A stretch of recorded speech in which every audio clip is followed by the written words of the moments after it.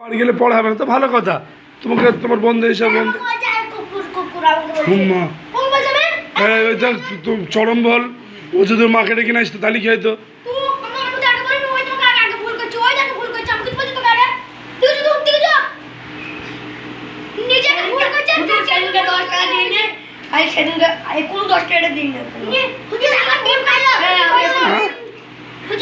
ডিম খাইলে তো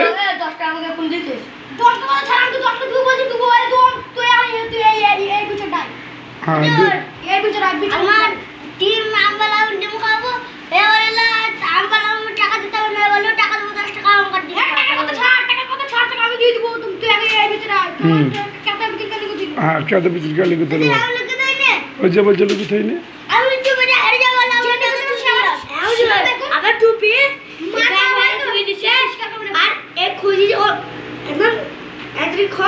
হাত দিছে আর কি বলছি পুরো হাত ধরে দেখছে আছে মার খাওয়া হয়